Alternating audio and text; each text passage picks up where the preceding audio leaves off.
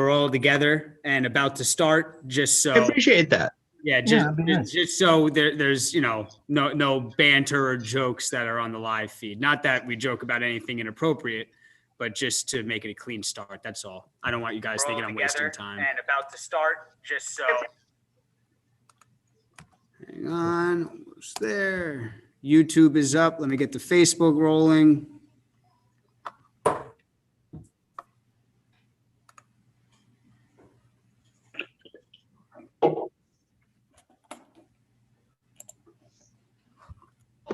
Creating post.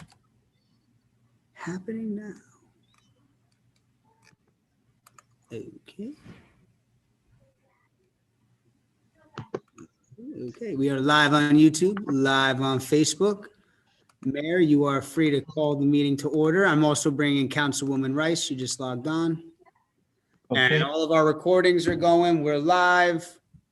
And I see the councilwoman. All right, so I call the meeting to order. Clerk, call the roll, please. Councilwoman Romney Rice. Here. Councilman Began. Here. Councilwoman Organ. Here.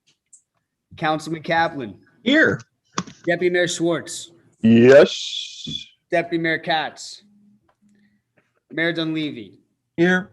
Adequate notice of this meeting has been provided by resolution number 226-2020, sending a copy to the newspapers officially designated for 2021 by way of resolution number 111-2020, filing a copy in the township clerk's office and posting it on the municipal building bulletin board, and the mayor hereby directs that this statement be included in the minutes. This evening, we are first considering resolution number 56-2021, authorizing council to enter into closed session.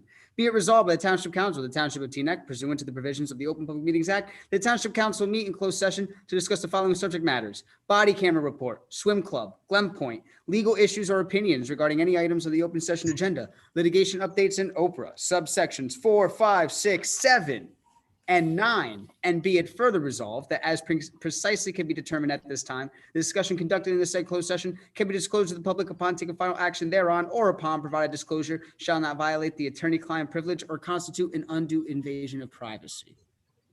Okay. So do I hear a motion to go into closed? Motion to go into closed. Second. All in favor? Aye. Okay, we'll see you on the other side. Travel safely.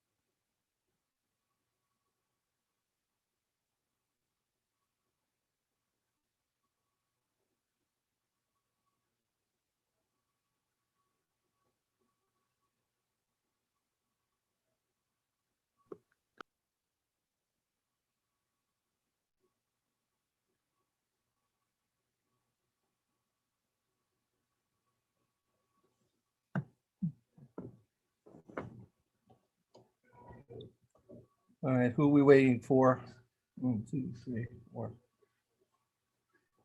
5. I think we have everybody here, right? Hey, sorry, everyone. Give me 1 minute. We're just setting up the live stream Okay, to the website and channel 747. I'm sorry about that. Neophyte acolyte of Dutch. So the whole interactive part of it, I'm totally.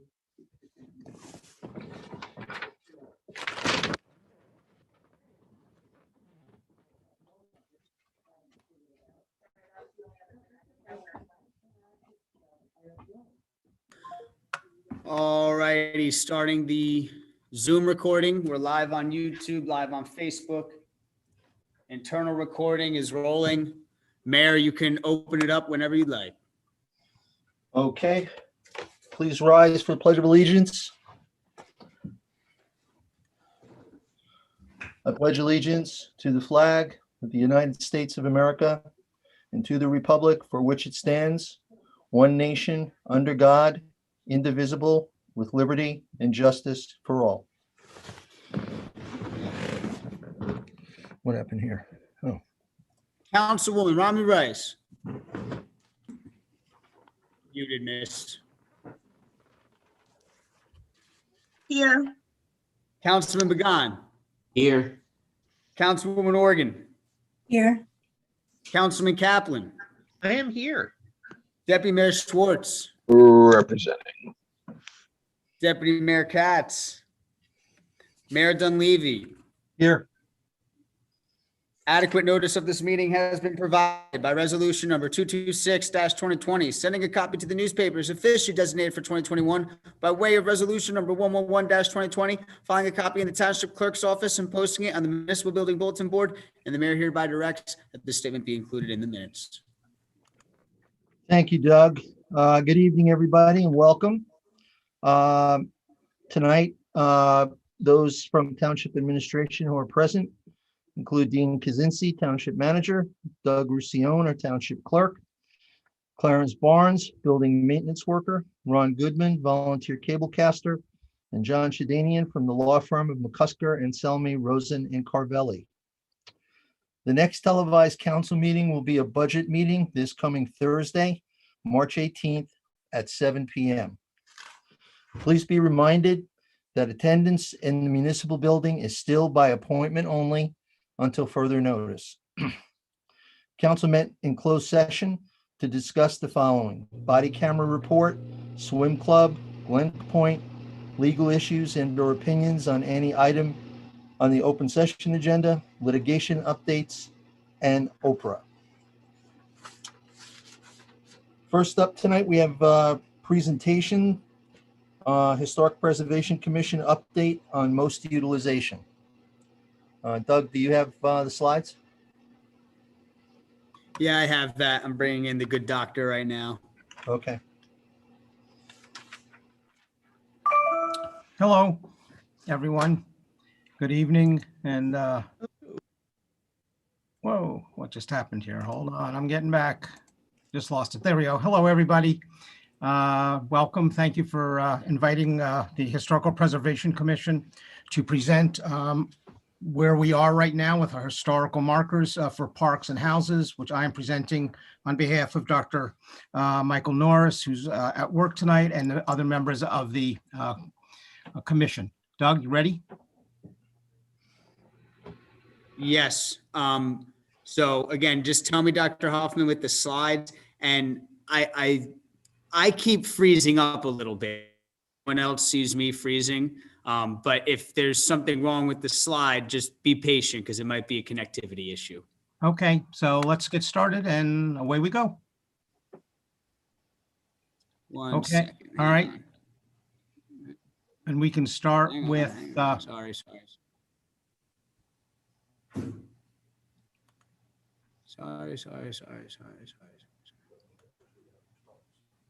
Hang on, I'm sorry. I'm so glad you're doing this and not me. All right, you can hear me and you can see the slides, right, Ken? I can. Thank you, Doug. So the importance of this first slide is looking at the color of the historical markers, which is a blue background with white lettering. Next, Doug.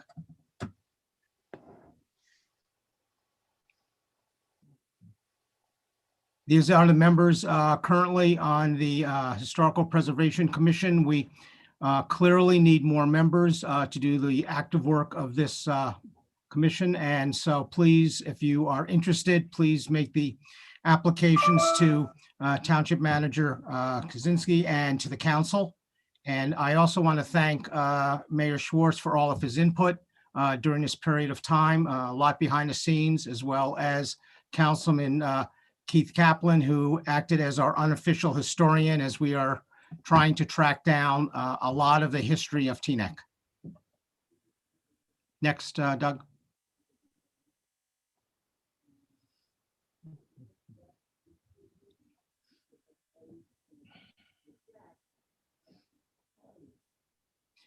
It is important to recognize we have a number of historical houses in Teaneck, and we have tried to finally to recognize their location and give a little bit of history. Mike has listed all of these numbers, and as has been in the past when I have presented for the Municipal Open Space Trust Fund Advisory Board, as well as the PPRAB, that this will be on the website, so you don't need to take notes and you can look at this at your leisure. But this is the listing of all the homes which will be having a sign, and I believe these markers have actually arrived in Teaneck.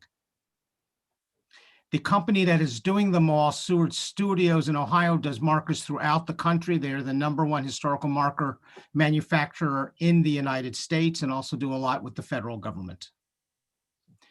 The one marker, if you look at the very bottom, that we are dealing with, figuring out what to do with, is the creek that's in front of TJ Middle School, but the houses all have markers. Next, Doug.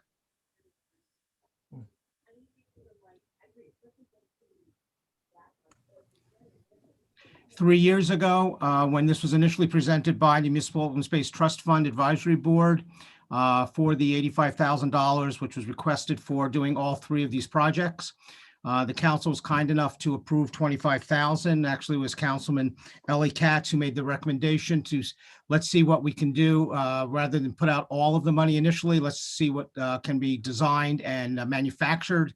Took a little while. Unfortunately, Mr. Gene Coleman died a year ago, or a little over a year ago. Dr. Norris came up to the plate, or stood at the plate, to take over the leadership of this project, and hence we are presenting this tonight. The other part is the dealing with cost, and you can see the significance of people in Teaneck that are markers being done, including for Dr. Pruitt and for former Mayor Lizette Parker. Doug? When you have a chance. Sorry, Dr. Hoffman. It looks like there's a lag every time I No, hit no, the no. next That's slide. all right. There's a bit of, No problem. No problem. give it just a second. Allows me to breathe. So one of the things that was noted by us when we went around the township, of course, is that some of these signs are pretty old and faded and too hard to read. You will see pictures that Dr. Norris, that Mike and his son took. And so just wanted to show you what the new signage we'll be looking at is like the one on the right, but in color and in print. So it will stand out. One of the issues is putting these signs in a place where people can read them without causing accidents and being able to park, particularly when we get to the area around the parks.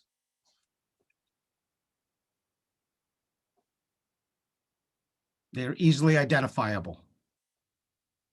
Next, Doug. One of the other projects that the Historical Preservation Commission was looking at was a map. As you noticed, we've seen these in other towns where there's ads from local companies around it, but this is something that is being discussed and looked into to be able to have a map both online as well as in person for people to be able to travel around Teaneck and look at our history and look at our parks and learn about our township. Next, please.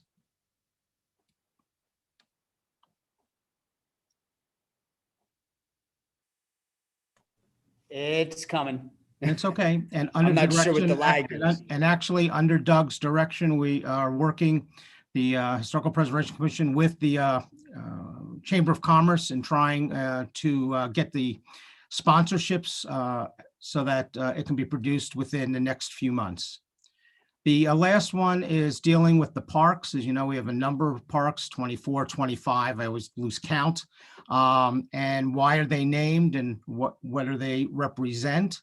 And we spent a lot of time, and this is where Councilman Kaplan and Dr. Norris spent a number of days looking in the literature, looking in the history of Teaneck and trying to figure out the correct spelling of names, actually the correct name, and things of this nature, and trying to define why that some of our names are named the way they are.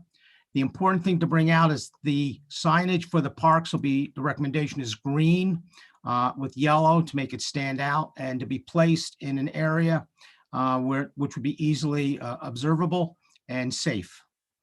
And it really does pop out of the background, green being with the parks. All right, we can certainly move on.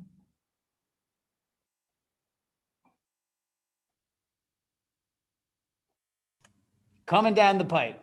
It's okay. Here are the list of all of the parks that we have in town and the estimation of cost to get everything completed. Both the PPRAB and the Municipal Open Space Trust Fund Advisory Boards have unanimously supported the use of most funding to complete this project, which can be done really quite soon by summer. And have these markers up, and hopefully as the COVID-19 epidemic resolves and we start thinking about celebrating Teaneck's 126th birthday, these markers will be, and the historical map will be a great addition so that we can truly see the history and of our township and of the parks and how well everything is working to make Teaneck the place we all want it to be. Next, please.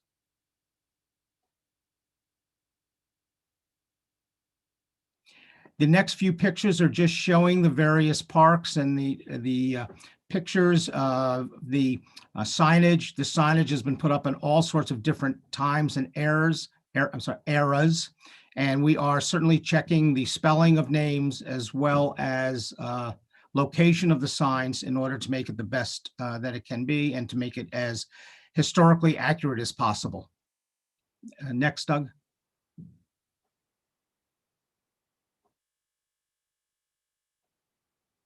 And you can just continue, just again showing different signage.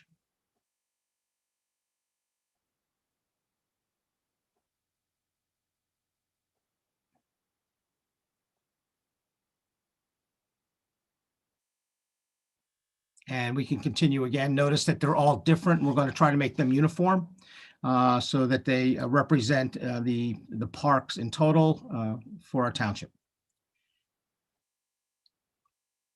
And Hawthorne lost its sign. We can continue, Doug. And we can continue again. And you notice the different various locations. We'd like to put them all in the same spot relatively to safe parking and safety for the users of the park. Okay. And we can continue. You've got mail. Yeah, thank you very much. Continue.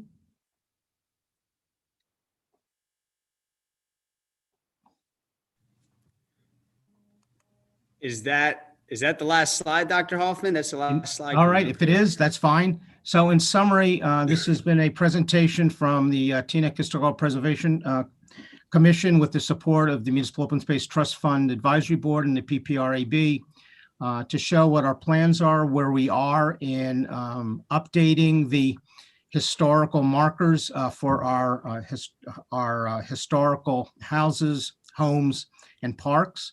And we hope that council will allow the township manager to use the most funds that have been requested to complete this project. I again want to thank Councilman Schwartz and Kaplan particularly for their support, and for Doug, who has been magnificent behind the scenes in keeping things rolling.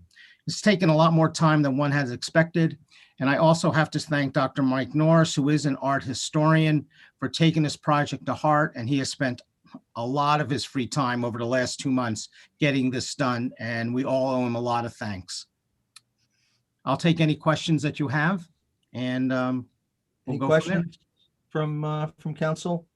With I Dr. also want to confirm, while Dr. Hoffman gave a great presentation on it, I just want to confirm that out of the 13 markers that have been worked on for however long, because like he said, it's been a long time, we have received 3 of them so far. Siwa is shipping them out piecemeal. We have the signs, we have the posts. Now it's just a matter of finding some time with DPW, and we might even bring out Dr. Norris if he's available to stake some of these signs in the ground. So Great. what's happening? Okay. Mr. Any Mayor? questions, Mary? Yeah. Yeah. Just wanted to just reiterate Dr. Hoffman's plug for members. This is a great committee. This is one of the first committees that I got involved in the community. You mentioned that you have a few holes there, so hopefully this would be taken as an opportunity to do a commercial to our community residents to take advantage of being a part of this committee. Thanks. Thank you, Javon. Anybody else? And I just wanted to, oh, sorry. Go ahead. Go ahead, Keith. Just wanted to thank Dr. Hoffman. I know Mike isn't able to be here, but there are a few people that when they send me research on history, it is very impressive. And wow, he put in a real lot of work, and just want to re-acknowledge that. Thank you very much, Doctor. And if the historical preservation ever needs a hand, I'm happy to help out as well. Great. We're always talking about you, Councilman Kaplan, and bringing you in when the time needs. And honestly, the whole mission, Levon Turner, Thedora Lacey, Stephanie Stokes, Dr. Norris, they have been really holding down the fort in the commission in the last few years. I'm sure a lot of people remember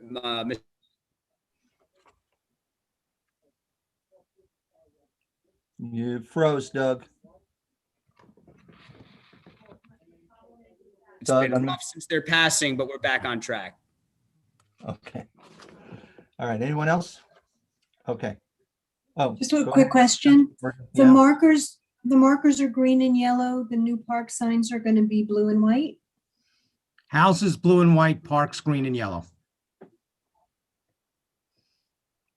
Okay. All right. Very good. Thank you, Dr. Hoffman. Much appreciated. Thank Again, you great- all very much, and let's get on with the meeting. Bye, everyone. Bye-bye. Work session items, any miscellaneous? Any old business? Any new business? I have new business. Councilman- I'd like to nominate Megan Dunleavy as the new chairwoman of the Pride Advisory Board. Second. Second, Been moved and seconded. Any discussion? Call the roll, please. Doug? Yes, sorry, man, I'm just having some technical difficulties Okay. here. If you don't hear me call in the roll, just let me know, please. Councilwoman Rami Rice, yes. Councilman Began, Yes. Councilwoman Organ, Yes. Councilman Kaplan, Yes. Deputy Mayor Schwartz, Yes. Deputy Mayor Katz, Yes. Mayor You started to black out, but I recused myself on all items related to this nomination. Thank you, sir. We will have a resolution at the next meeting. Very good. Communications. Okay. Committee reports by council liaisons. Deputy Mayor Katz? So there have been a whole bunch of different meetings, and I don't know when I reported last because I wasn't at the last one, but I don't want to miss any, and so I'll just report where we're at. We had a zoning subcommittee meeting again to discuss the hospital and try to bring some type of plan forward that the hospital, the neighbors, and the community would hopefully, and the council obviously would hopefully accept. That's an ongoing discussion. Alfred Avenue, we continue to have discussions with the different parties to try to bring that forward as well. And Deputy Mayor Schwartz, am I missing any other zoning subcommittee items? No, but I'm going to jump right on yours if that's all right and say, unless you have other committees to report on. But the planning board will be hearing the American Legion Drive next meeting on March 25th. That's stemmed from the subzoning, and that's why I wanted to jump on that. So that's going to be on March 25th. That's my one report. Historical preservation, we obviously heard from tonight. And good news coming out of the Cedar Lane Management Group. We are scheduling to have our Memorial Day event on Cedar Lane in person. Okay. Anybody else have a committee report, council liaisons? Yes, Mayor. Yeah, go ahead, Councilmember Rice. Yes, I'd like to report on the Advisory Board for Community Relations. The board would like to applaud the walk and talk event. They're looking forward to the event on the 24th. The board also would like to encourage all the community members, in addition to township officials, council members, advisory board chairs, to attend. And they're also planning to prepare a speaker series to be ready once the conclusion of the Walk the Talk series has been charged. They are prepared to continue conversations and have additional speaker series.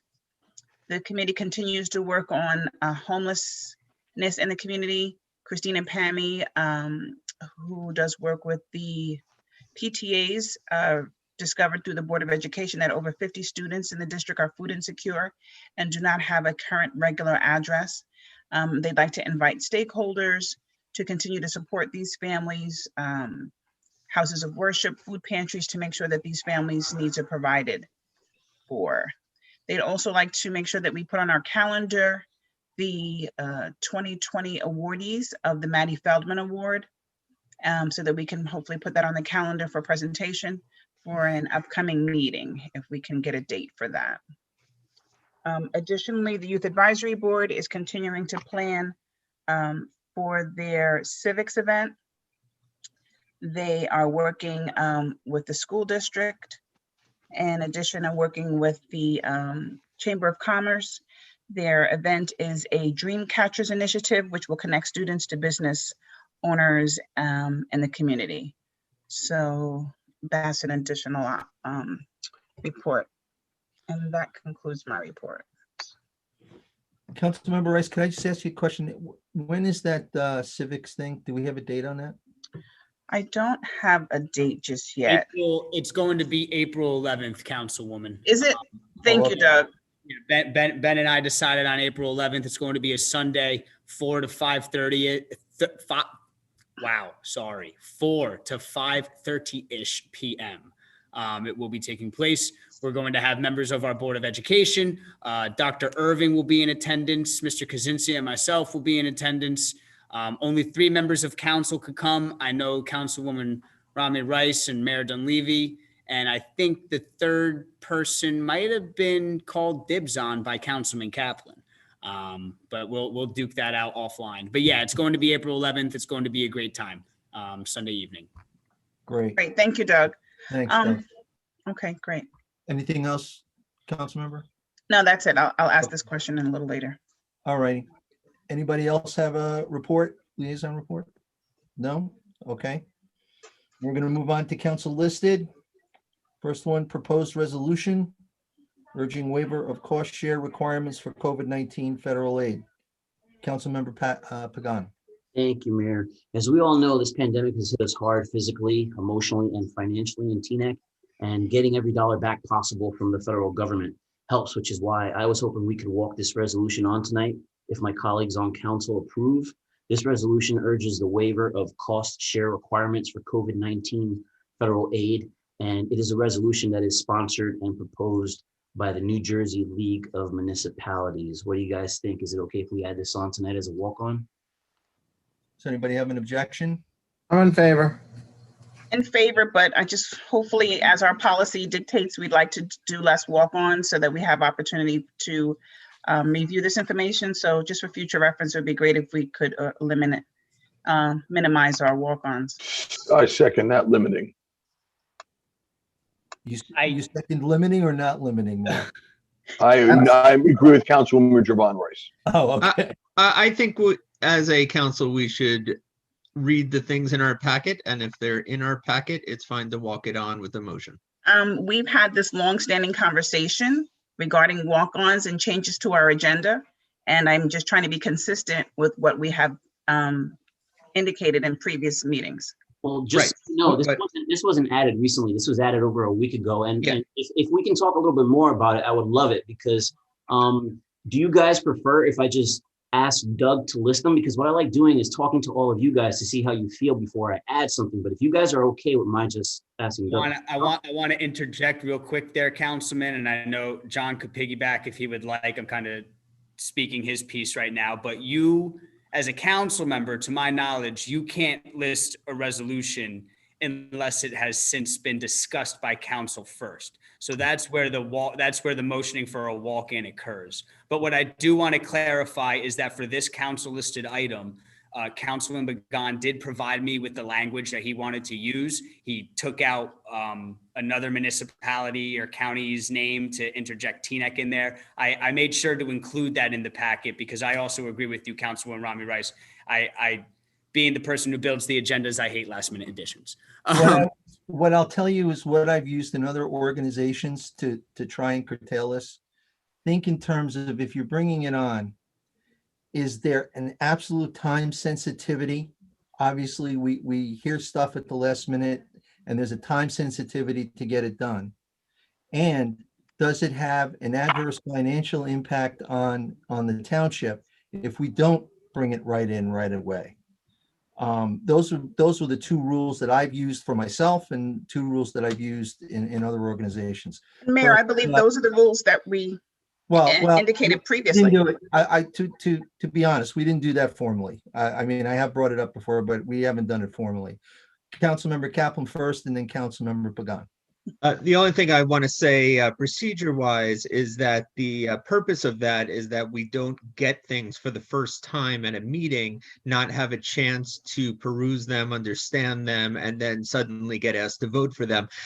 In this instance, this was put on well before the packet went out. It was included in the packet. Anyone that read the packet on Thursday when it was delivered has had several days to peruse, read, review, and go over this. It's been online for the public to take a look at.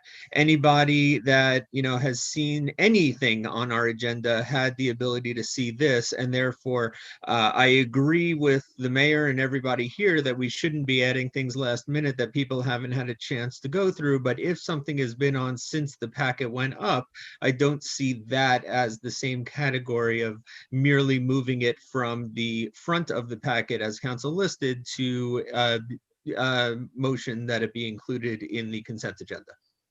And can I just interject for a second, because I want to follow up on what Doug said, just to make sure that the public is aware, because there are times when at our meetings we have walk-in resolutions, and I want to make sure that the public understands that that is permitted under the rules. The council is certainly free to reject the walk-in resolutions as a body if they don't like the concept of doing it. But the rules permit a walk-in resolution, and that to the point that Doug was making, that Clerk Roussillon was making with respect to why there has to be a motion and a second, because then the council has the right to discuss that resolution that they, in this case, wasn't sprung on them today, but in some cases is sprung on them, if you would, at the last minute. And then they have the opportunity then to discuss what it is and per the mayor's comment, if it's time sensitive or not. Well, what I can do, if I have agreement from the council, what I can do is that in these instances, I'll call for a vote to bring it in. Just a vote to bring it in, not a vote on the topic, but just a vote to bring it in at that meeting or to have it moved to another meeting. Are you comfortable with that? I can make that call. Yeah, Mayor, it's not even the issue of the ordinance. I think it's totally fine. I was just looking for precedence and order and how we bring things in terms of resolution and moved at the same day. I thought we had agreed on that some time ago with additions to our agenda, but apparently I guess that's changed. Councilmember Pagan? I'm also working on a resolution on digital equity. And how do you guys want me to do that next time? Because I'm okay with what you said, Mayor. If I may, Councilman Pagan, this almost sounds like it belongs at our civics event on April 11th, which I hope everyone is to. Yeah. So just to interject real quickly, you mentioning to my interpretation, you mentioning to council right now that you are working on a resolution for such and such, council can give you the 4 nodding heads to continue working on that resolution, and then we will consider that resolution formally at the next meeting on the consent agenda. So then council is aware it's coming, the public is aware that it's coming. And again, I just want to make it clear for this evening, because I do agree with everybody that last minute additions are certainly not cool. And for a walk-in resolution, the law does also require that language must be specified. The only reason why this is being moved forward so swimmingly is because I pressed Councilman Pagan to make sure we had the language for the agenda publishing on Thursday evening. So it was indeed there, and I agree with everyone, and I think that that's the right thing to do, because again, naturally, as the person who puts together the agendas, I really don't like last minute additions. So just Okay. for clarification. Deputy Mayor, he moved- let Deputy Mayor Katz first and then Councilman Kaplan. Go ahead. I was gonna say that I know that Councilmember Rice's and Deputy Mayor Schwartz's comments about last minute was not specific about Councilman Pagan's resolution. I know they both said that. But for the record, I'm okay with last minute resolutions. So just wanna. You're the one that usually puts them on. I know. Yeah. So I don't want to be the one that's, oh, you were against them. I don't want to sit silent. I wanted to make sure, that, Councilmember Kaplan. I just wanted to make clear for Doug, because I know he needs clarity on such things, that there's a motion from Councilman Pagan to add this to the consent agenda. And if that's the case, I would second it. Received. Okay. Is council in favor of walking in this resolution? It will be resolution 81-2021. Yes. Yes. Okay, cool. Thank you, everybody. You got it. All procedural, Mike, nothing personal. Absolutely. It's all about the procedure. I don't take any of this personally. I know a lot of other people do in life, but I never do. No, it's procedure. Just And trying to nail Mr. it Mayor, down. I'll just remind members of the public, because I know the council knows, if you go to the township code, which has been updated under charter section 2, there's appendix 1 at the top that speaks to the procedure for adding resolutions to our agenda. Correct. Okay. Item number 2 on the council listed, Star of David display, Deputy Mayor Schwartz. Yes, thank you very much. You skipped me. I'm sorry. Nothing. Okay, relax. Do I have the wrong page? No, you're fine. Great, Councilwoman, I'm sorry. You're fine. We're up to number 2, 2,243. We'll get there. It's okay, Councilmember Orton. Mine says 2. Oh, Yeah, mine's- you look at the most recent one. Okay, go ahead, Deputy Mayor Schwartz. Okay. Hey, and an excellent example of why walk-ins don't work too well. Thank you. Thank you. I was Deputy 2 Mayor first. Schwartz, continue. Okay. In light of our large Jewish population, There's been a request by several people, and I'm looking for some nodding heads just to pursue locations and type. For a Star David display, we've had some great displays put up over the last year, from our breast cancer flag to our gay pride, our Pride Day flag, to month flag, I should say, to a Black Lives mural. So people have approached me and asked for a Star David display. Open to ideas offline. Just looking for some nodding heads to pursue this and present back to the council at the next meeting. Yeah, fine. Sounds Any great. objection? Excellent. Okay, I'll report back. Thank you very much. And Mr. Clerk, if you can please list it, keep this listed for next month, next meeting. Sorry. If you said that you'd like to consider a resolution, this is for a flag. No. If you can put this, no. no, not yet. If you can put No. this for the Discuss- next council listing. Okay. And what it is. Thank you. Okay. Councilmember Organ, Senate Bill 3454. So in November, New Jersey passed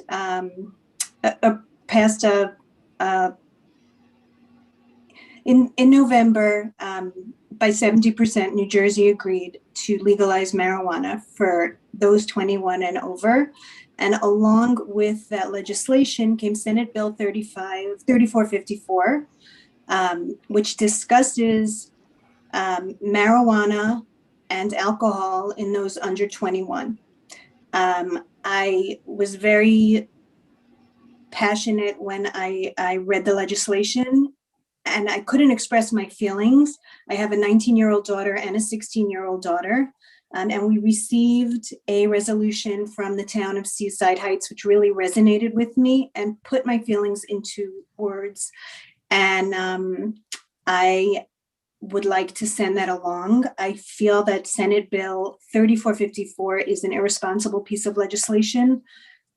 Those ages 16 to 18 that may be stopped by police officers, whether there's a smell of alcohol or marijuana, receive a warning, a written warning that they're first stop, but their parents are not allowed to be notified. I have a 16-year-old daughter who is starting to drive around in cars with friends with new licenses. And to me, this is only a matter of time until somebody gets hurt. And I know that I've heard that the Senate and the governor are discussing changes in this legislation, and that's encouraging. But I would like to send the resolution that I listed to them, expressing, in my opinion, and I hope in others, that this piece of legislation is not well thought out, not well written, and is going to lead to somebody getting hurt. Discussion? Yeah. Councilmember Rice? Yeah, Then I just- Deputy Mayor Schwartz. I just wanted to share that I concur with Karen, although the likelihood of her daughters being stopped in comparison to my sons, I think my sons have a more likely chance of getting stopped. However, I do think that, and with that being said, my concerns, many concerns about this new legislation, this being one of them in terms of not parents being involved, I am in support of at least doing something to acknowledge that. Deputy Mayor Schwartz? I think I. Yeah, sorry, Javon, I gotta say this. I'm in full agreement with Councilwoman Rice and Councilwoman Organ. Whoever wrote this crap should not be in office, and I look forward to sending people like Assemblywoman Javon Rice to Trenton to clean this garbage up. Sorry. I would concur. Any other comments? I'm in favor. I'm sorry, Mr. go ahead. Mayor?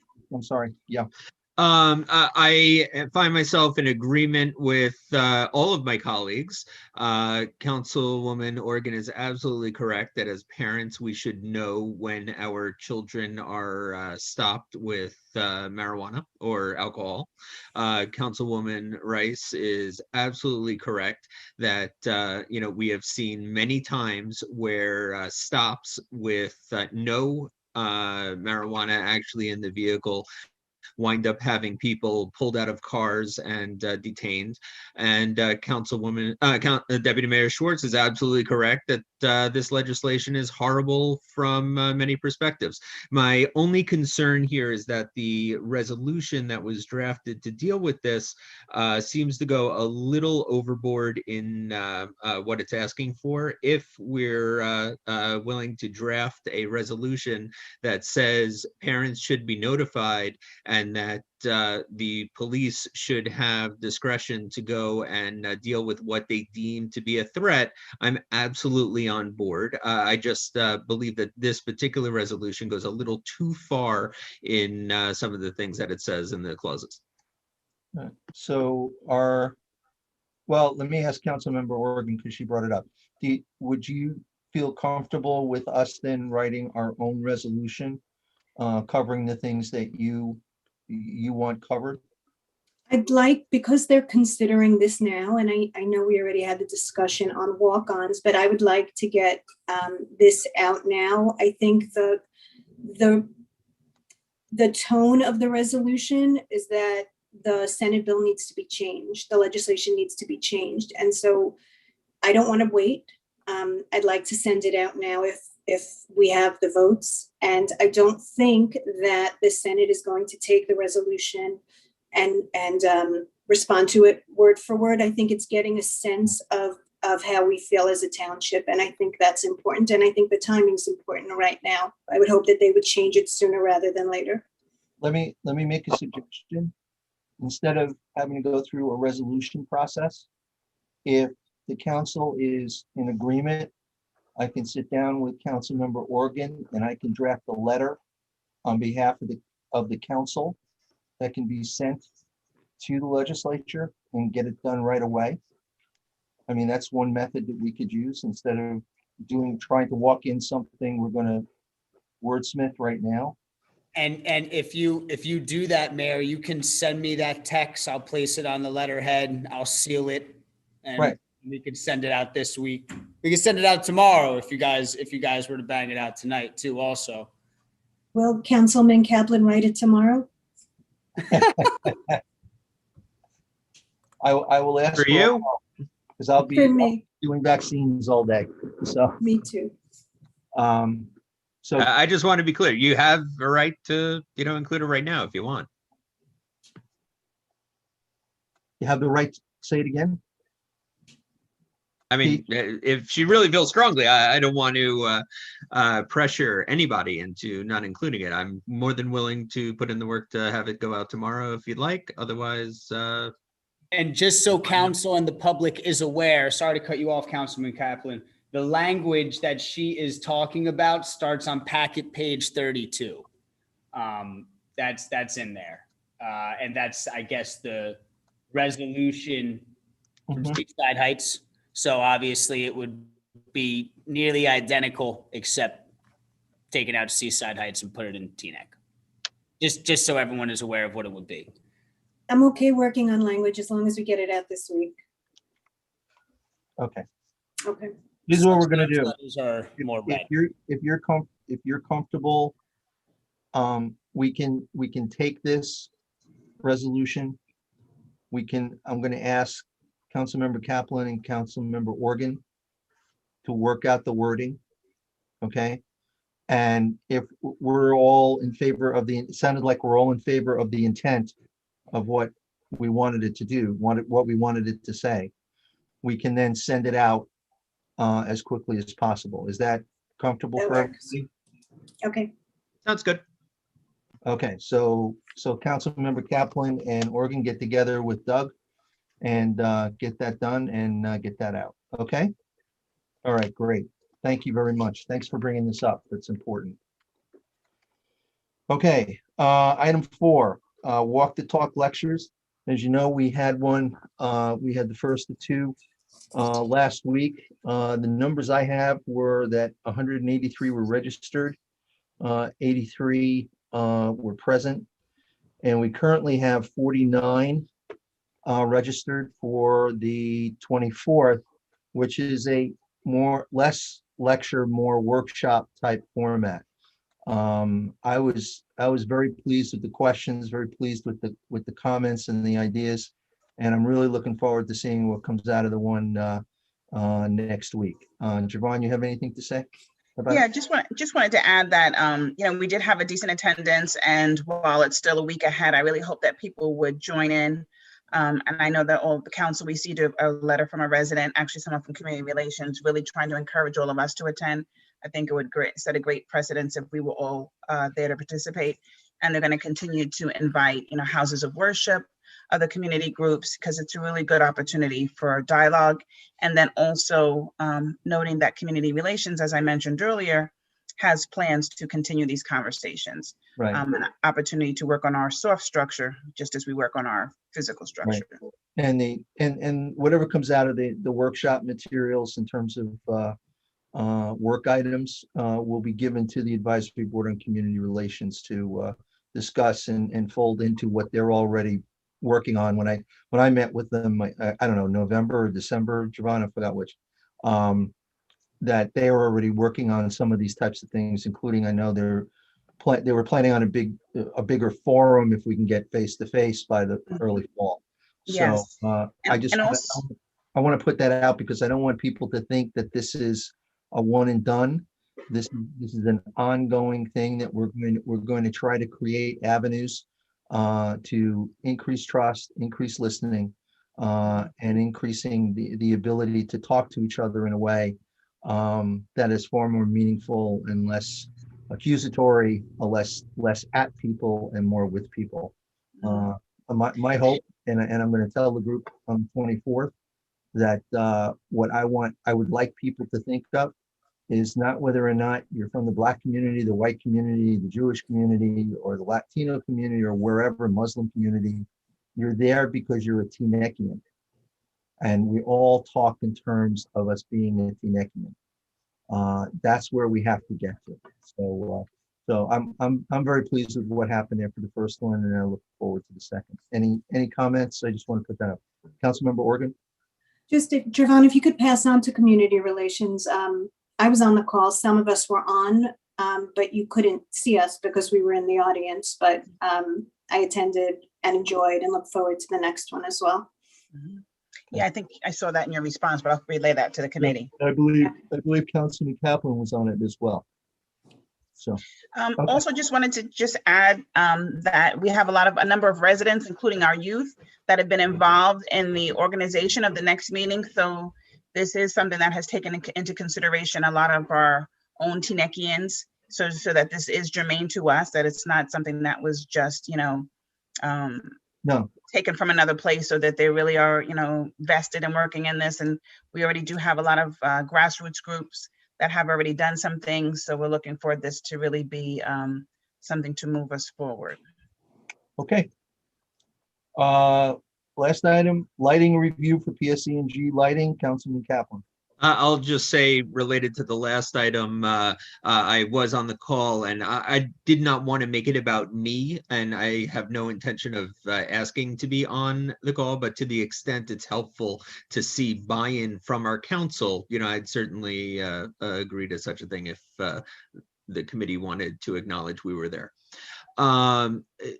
A resident approached me. They had been working with New York to replace outdoor lighting. And these are the overhead lights over the streets. And one of the plans that New York is working on is hesitate to use the word smart lighting, but it uses a variable lighting adjustment so that it'll go on stronger at first when it's dusk and when people are out, and then lower the light for the remainder of the night. And it winds up saving about the cost will be neutral within about 3 years. It'll cost, I believe he said, about $3 million to do for a township our size. And then within 3 years, we wind up seeing neutral and then going into the savings territory after that. So I wanted to bring it to council's attention. I mentioned it to the manager, and I'd like to get some more information on it. I don't think anybody's going to have a problem with cost savings, but figured I would just say that. And then I just had one other quick thing. But anybody have any comments on that, Mr. Manager? Yes, if I can, back in late 2019, PSC&G had submitted an application to the BPU to upgrade their lighting from Cobra lighting to LEDs. TNEC has 81 Cobra lights that we are supposed to get replaced once this is approved by BPU. I don't know why it hasn't yet. I haven't gotten notified by PSC&G yet that it has been approved, but I know back then we supported this project, and TNEC was going to be one of the first municipalities in Bergen County to get our Cobra heads replaced with LED lighting. And again, we have 81 of them in TNEC. Yeah, I think it's an absolute home run, and hopefully if we can do this as part of it, it would be even better. I'll try to get some more information and see if it's doable within, the parameters of what we have on deck right now. One other thing I wanted to mention for anybody in the public that's interested, we didn't have much of a chance last year for some reason. Something must have happened in March to deal with the 125th anniversary. But in January of 1895, the Passaic Daily News said TNEC a borough now. An election was held in TNEC, and the question of incorporation as a borough, little opposition to the vote, was decidedly in favor of incorporation. And the reason I bring it up is that the first meeting of the TNEC Town Council took place on this date, March 16th in 1895. And the first order of business was lighting on our dark streets. I included the minutes from our very first meeting in the packet, and they're start on page 39, right after they picked a head of the council and trustee. They go into the first order of business of lighting. After that is roads. Not much has changed in 120 now, 6 years. And if I can just bring up one other thing while I have the mic, can we do, if council is amenable, a resolution at the next meeting to memorialize the Armenian genocide as we did last year? It's on April 24th, so our next meeting should do it. Yes, especially since you asked for next meeting. There we go. Hope springs eternal. Thank you, Councilman Kaplan. Thank you. Okay. Township Manager's report. Thank you, Mayor. I have a few things to update everyone. As everyone is aware, the American Rescue Plan Act was signed by President Biden recently. Just so that everyone's clear, all matters of execution, including allocations of funding, regulations, prescribing eligible uses of payments, and resolving matters of statutory ambiguity, will be determined by the guidance and regulations promulgated by the Secretary of the Treasury. Right now, New Jersey should receive about $6.4 billion, plus another $192 million to expand broadband internet services across the state. An additional $1.8 billion will be split among the 21 counties, governments, and $1.7 billion will be divided among all 565 municipalities. Right now, I know we originally reported $7+ million, but TNEC is looking at $3.955 million. We're waiting for further guidance on how these monies can be used. We're being told it can't be used to reduce taxes. However, the monies can be used to replace revenue deficits. I know the New Jersey Municipal Managers Association is still working with Governor Murphy's office regarding an extension on the budget introduction and adoption dates to allow the stimulus funding picture to clarify. So we're still waiting for some guidance on that. Getting off that topic, we continue to work closely with Holy Name on the vaccination site. This week alone, as I reported to council, we will be vaccinating almost 13,000 people. The site will be open the remainder of the week, including the weekend. For anyone that is not registered for the vaccine at the TNEC point of distribution, again, this is the TNEC point of distribution only, please visit the website vaccine.holyname.org. Again, that's vaccine.holyname.org. In total, I spoke to Mr. Marin today. This point of distribution has vaccinated 62,000 people since the pod opened, which is really, really great news, more than any point of distribution, I believe, in the state of New Jersey. Another bit of good news, the Holy Name Medical Center Foundation received a $2 million grant to fight food insecurity during the coronavirus crisis and to help local restaurants in the process. The grant was awarded through the New Jersey Economic Development Authority. And what's happening is there was 14 million in total. 2 million was given to Holy Name, the most of any organization.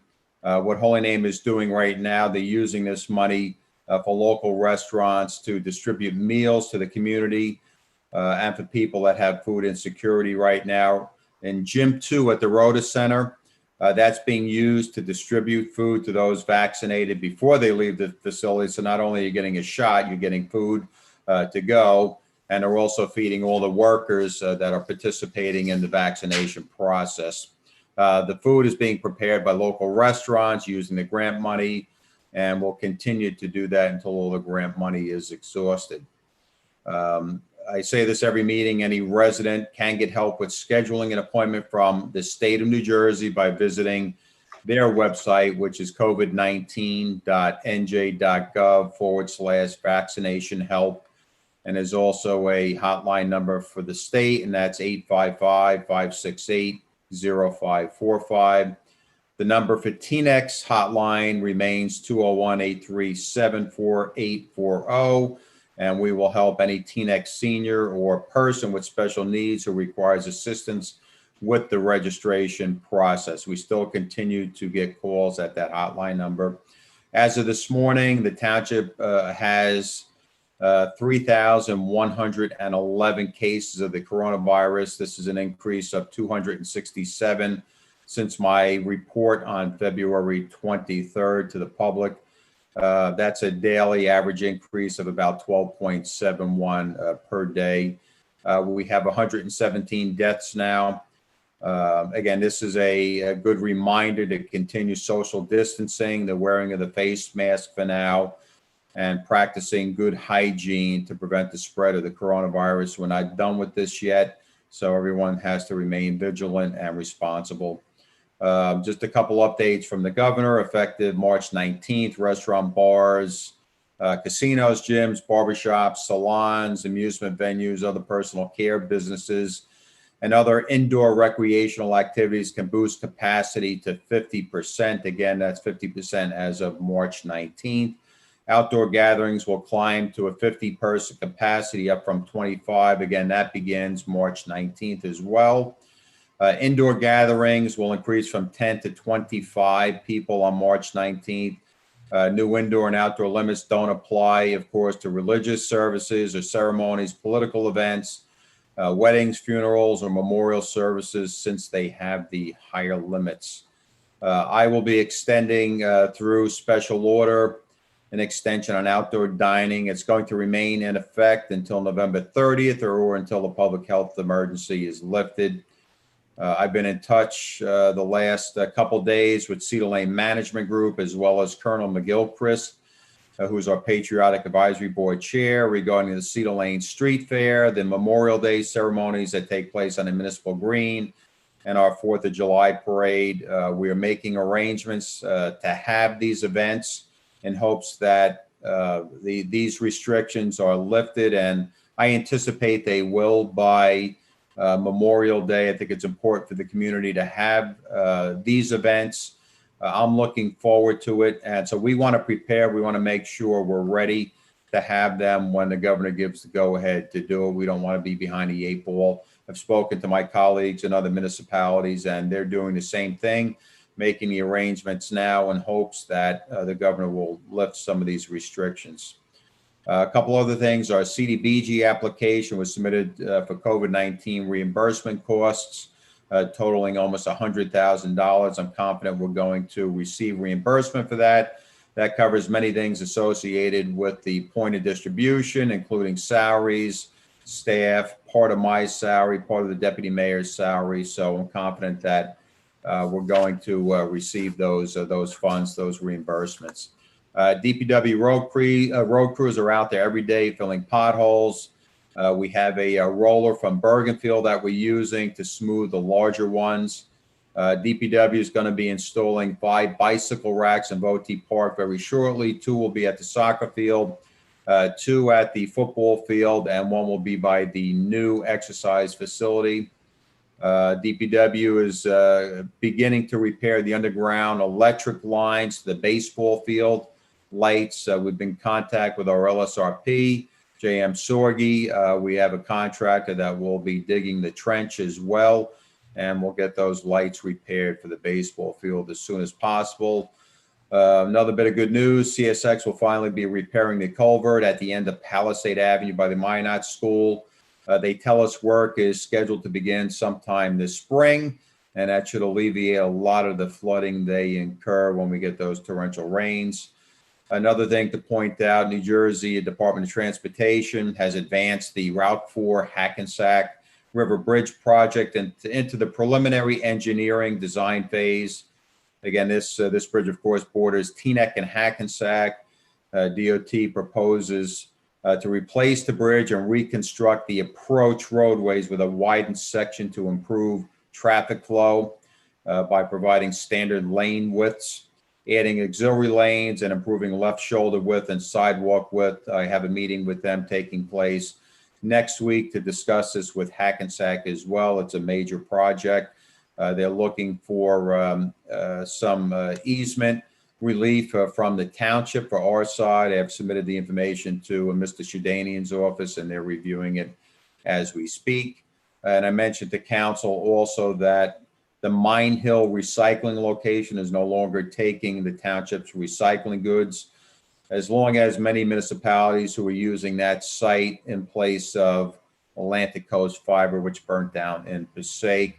We are back to waste management in Fairview. The cost per ton for a single stream went up to $115. That's $35 more than what we were paying at the Mine Hill location.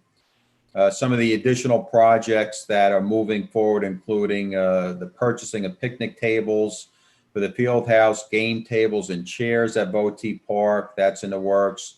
Of course, the new playground equipment for Tuyun Park, resurfacing of the tennis courts at Hawthorne Park.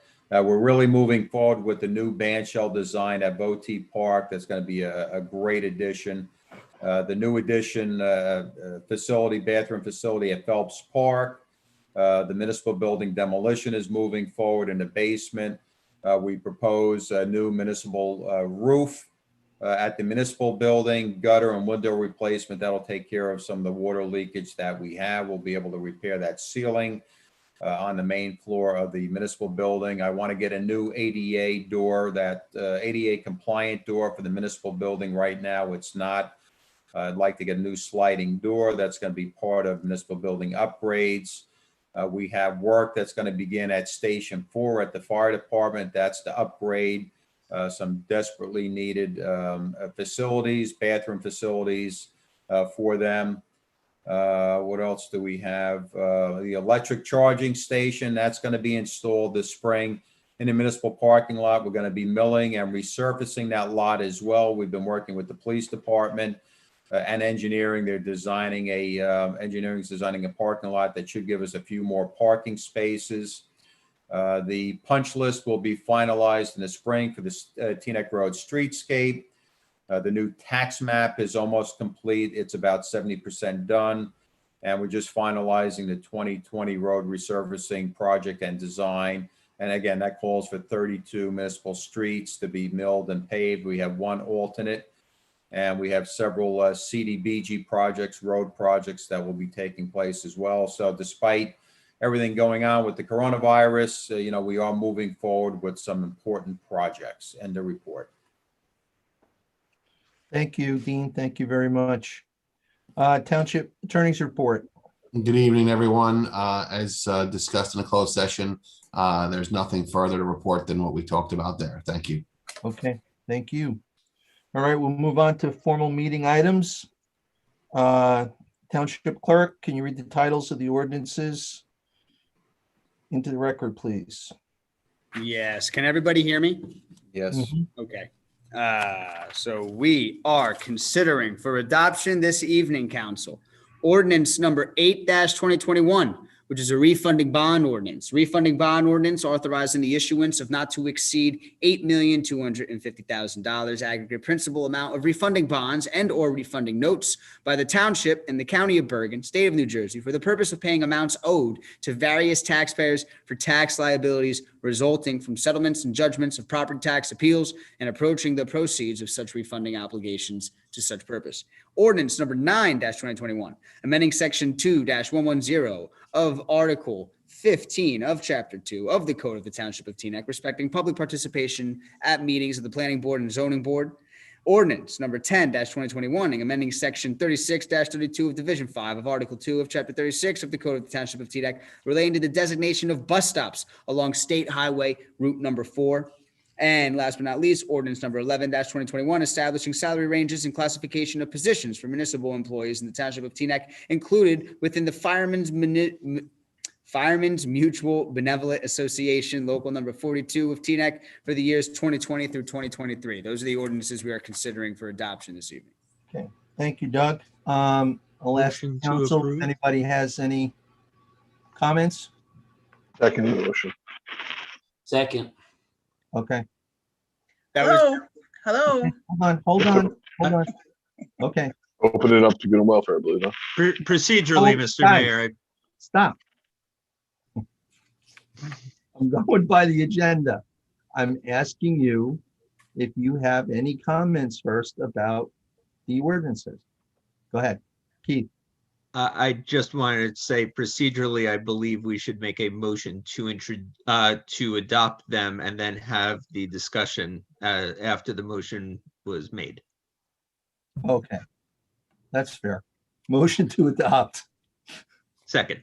Second. Okay. Discussion, any discussion? Keith? I wanted to mention, because I received a very nice call from ex-Deputy Mayor Pruitt after our last meeting regarding 9-2021. He wanted to thank me for the explanation. And I think just for members of the public, because there was a little a misunderstanding about what it did, I just wanted to offer some clarity to that as well. If you go before one of our boards, you pay to bring an expert and go to put on your application, and then they would, in essence, once a certain time of the meeting hit, pause your application, go to the public good and welfare, and that's because the code mandated that they had to do it at that time. And then if it went past a certain time when either your experts had to leave or you might have to come back at the next meeting. So it sort of interrupted the process. So what this does is just make sure that it gives the public and applicants and everybody fair warning that the applications will remain whole, but it still keeps a section for good and welfare, just that you shouldn't interrupt the applications in order to go to good and welfare, where you have this problem where people might even be speaking about the application during good and welfare, and it just makes sure that everything is set in its proper form. But it does not take away good and welfare. It is still there in the code. Okay. Any other comments before we open it up? Councilmember Rice? Yes, I just wanted to thank you for that important piece of clarity, and also that it does no way hinder public participation, but as Councilman Kaplan just outlined. And I also just want to point out that it does state each board may permit the public to speak for a reasonable time. And that is the same language that existed previously. So there should be no other interruption or hindrances from continuing to have public participation and open transparency. So just wanted to make sure that those points were added to the points of clarity. Any other comments? All right, then I'll open it up to the public. You have 3 minutes And this is just for discussing these ordinances that we are looking at passing tonight. Doug? Yes, sir. So again, members of the public, residents of Teaneck, you have 3 minutes. You know how it is. I really don't like interrupting anybody. So once your 3 minutes is up, I'm just going to have to cut you off. I don't want to mess up your train of thought. I think we all know the deal by now. Again, my email, clerk@teanecknj.gov. Please email me the rest of your thought if I do need to cut you off after 3 minutes, and I will be sure to copy and paste your statement verbatim into the minutes. And the first person I'm seeing here is Mr. Alan Sohn.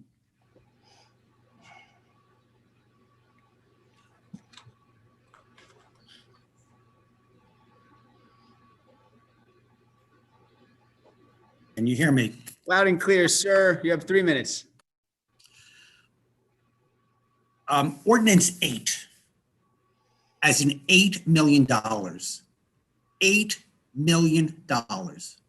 That's real money. That's $750 for every single family in this township. Another debt burden being thrown on taxpayers. $8 million, together with millions more to be borrowed for terminal leave and other shortages, are the perfect example of how this council is forcing current residents to cover bills run up in years and decades past. In his time in office, Deputy Mayor Katz doubled the municipal tax burden. Debt is up several-fold and soaring faster than ever. But even worse, this $8 million is a payback to the Sanzaris at Glen Point for their investments. It's totaled more than $40,000 over the years, but on November 20th, 2017, there were 5 people who made 5 identical contributions of exactly $2,200 to the Katz campaign.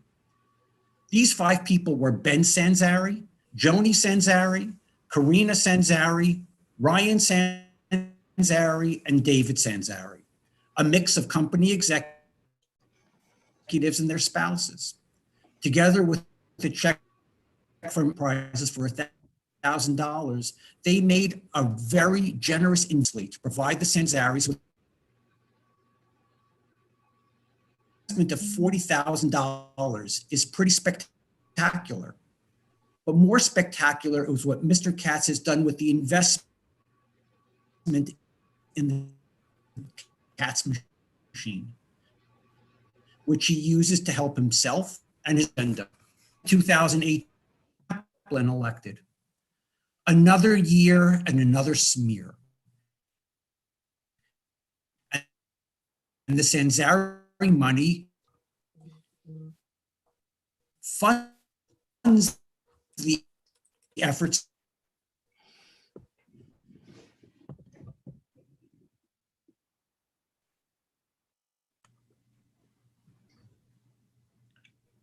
Doug?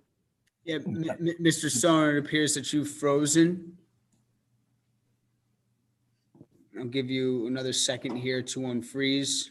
It looks like you dropped out, Mr. Sohn. Oh. You're muted, Mr. Sohn.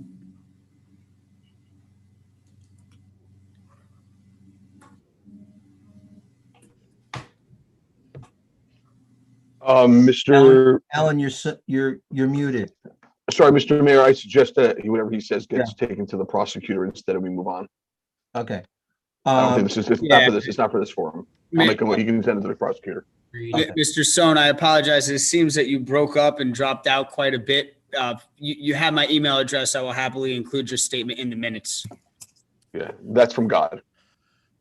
Okay, I see no other hands up, so I will close the open public meeting. And Deputy Mayor Katz, do you have anything you want to add?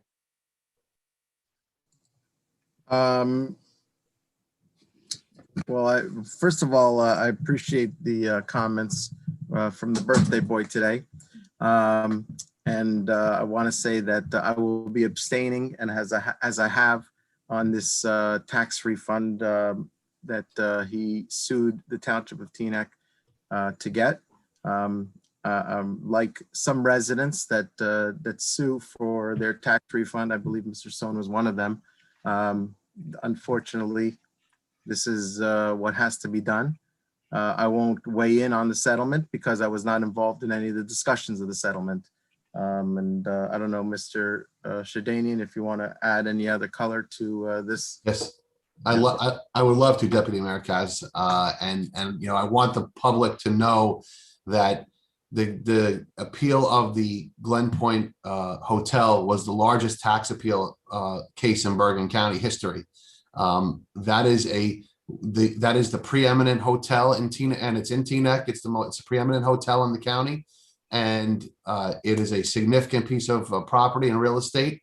There was everyone recalls, there was a stock market crash in the mid 2000s that depressed real estate prices throughout New Jersey, throughout the country.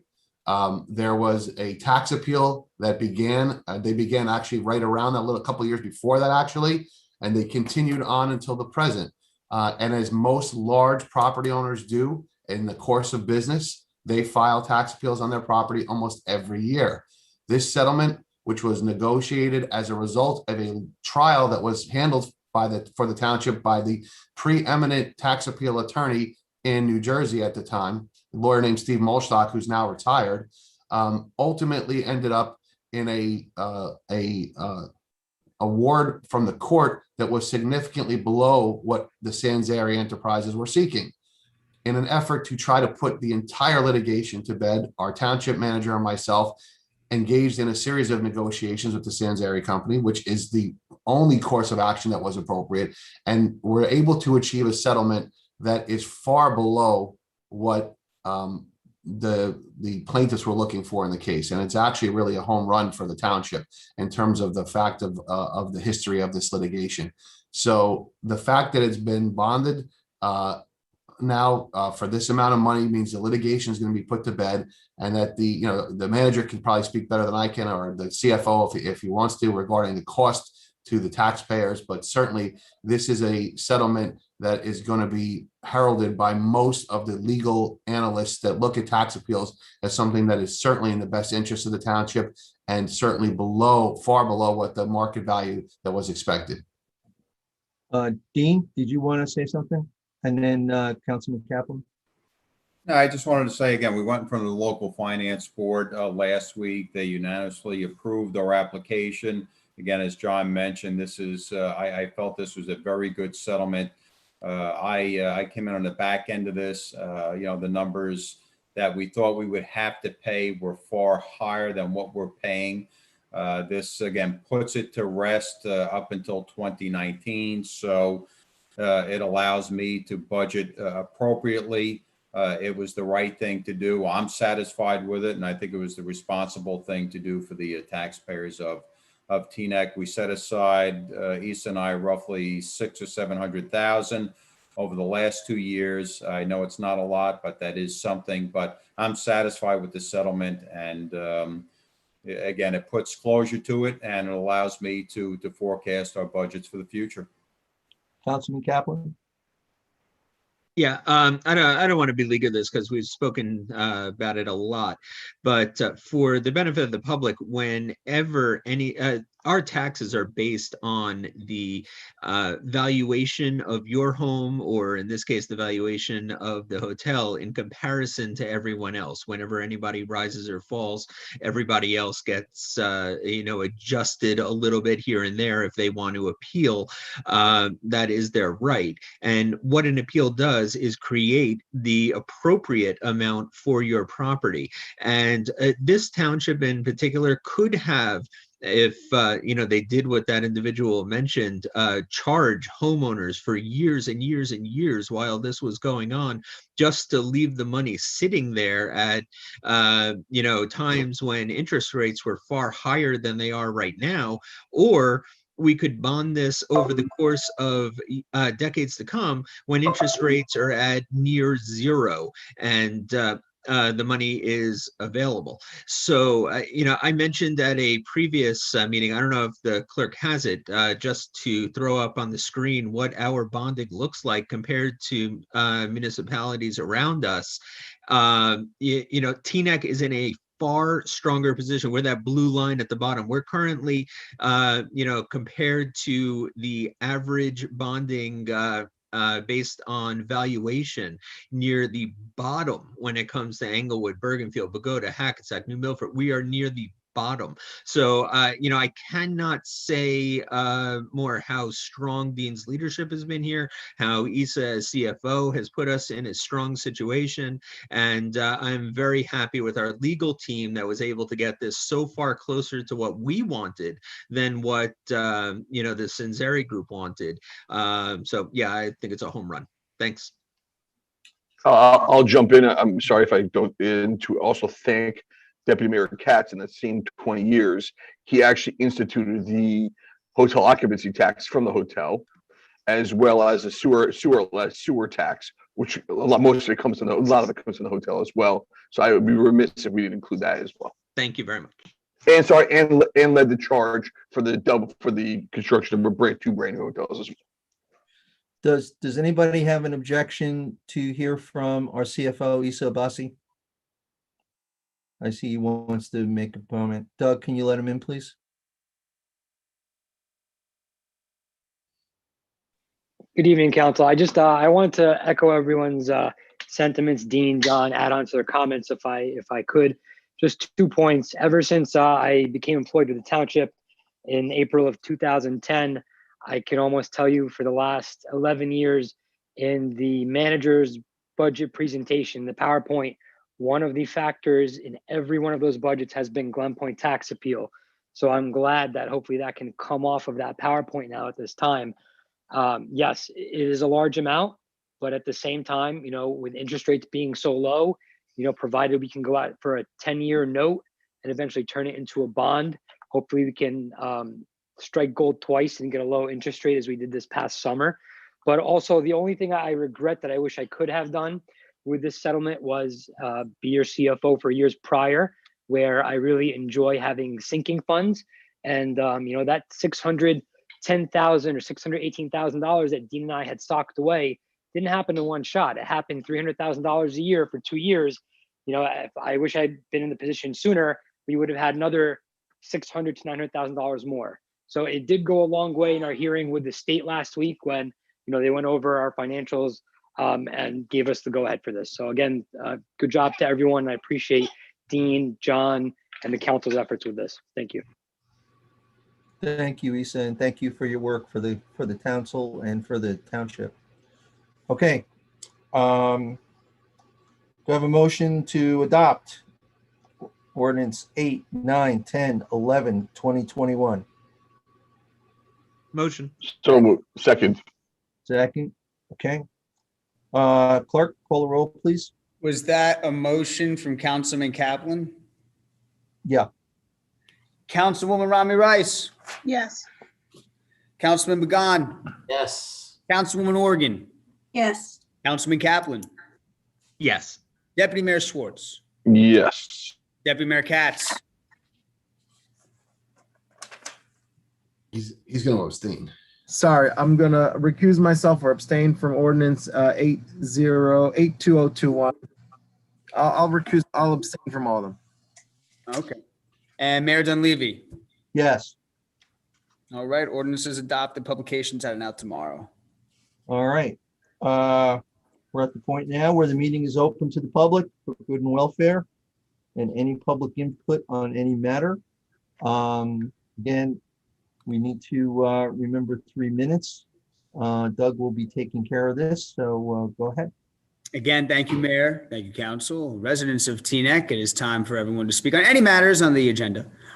You have 3 minutes. I do not want to cut anybody off. I do not like doing that. So after your 3 minutes is up, I will just have to mute you, unfortunately. And if your thought is not finished, please feel free to send it to my email, clerk@tnecknj.gov. And if you experience technical difficulties too, we will let you know. And please, I encourage you to send your statement to our email just so we could correct the record for you. And with that, I'm bringing in our first person. I see Jesse Leon?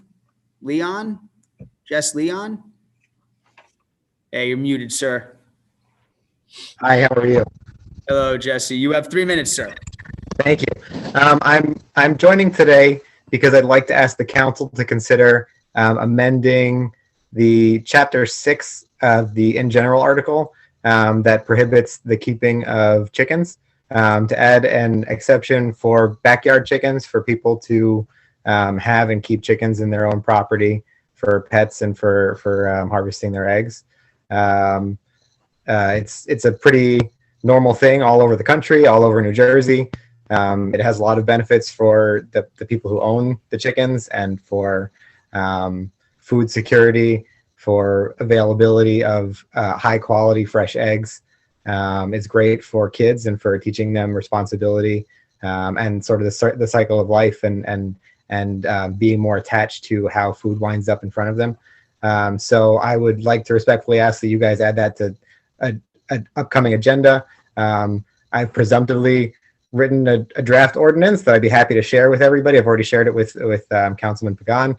I don't have any experience writing ordinances, so it's probably bunk, but I'm happy to be criticized. So please feel free to let me know. Thank you. Thank you so much, Jesse. We will also take this donation of the rest of your 2 minutes. All right. I don't see any other hands. I see our famous presenter, Dr. Hoffman. Oh, there we go. Okay.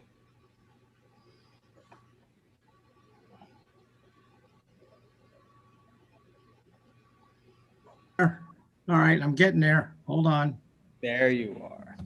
There I am. I would like to just thank you, speak as chair of the PPRAB as well as Municipal Open Space Trust Fund. Once again, thanking council for allowing me to present on behalf of the Historic Preservation Commission. And I hope that you will take our presentation seriously during the discussion of the budget. Secondly, I want to thank Dean, Township Manager Kaczynski, for his leadership, his work, his patience, his listening as we discussed recreational needs, not just in the sense of youth sports, but also all the way through to the seniors.